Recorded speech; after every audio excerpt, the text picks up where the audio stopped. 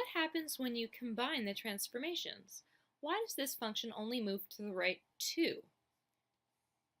The order of transformations is a horizontal shift 10 units right prior to a horizontal shrink with a factor of 5. The horizontal shrink brings the vertex of the square root function from 10, 0 to 2, 0. So imagine just factoring this, factoring out of 5, and we get x minus 2 like this inside parentheses. Shortcut to finding the vertex. When there's a coefficient in front of the x, you must factor it out. This includes a coefficient of -1. In order to determine the vertex of the square root function after any horizontal transformations, any coefficient must be factored out. Rewrite the following by factoring out the coefficient. Then explain the transformations that occur and write the final vertex of the function. Here you can see that we can factor out a 3. So we have 3 times x plus 9, and this plus 5 is outside of the radicand. The transformations. A horizontal shift 27 units left and a horizontal shrink with a factor of 3 makes the x-coordinate of the vertex become -9 and a vertical shift up 5 units. The vertex will be -9, 5.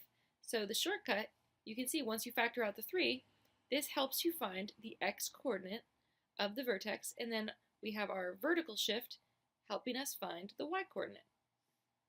Rewrite the following by factoring out the coefficient.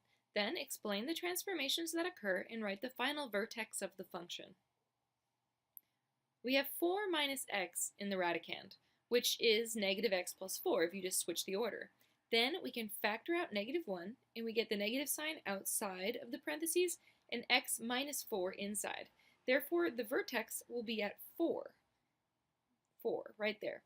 And then we have the y-coordinate at -6. The transformations are a horizontal shift 4 units left, a reflection about the y-axis, which makes the x-coordinate become 4, and a vertical shift down 6 units. Rewrite the following by factoring out the coefficient. Then explain the transformations that occur and write the final vertex of the function. We can factor out this -2, so then this becomes x minus 3. Therefore, the x-coordinate of the vertex will be +3. Then we have this +3 outside of the radical, so the y-coordinate is going to be also +3. We have a horizontal shift left 6 units, a horizontal shrink with a factor of 2, which makes the x-coordinate change from -6 to -3, a reflection about the y-axis, which makes the x-coordinate change from -3 to +3, and a vertical shift up 3 units.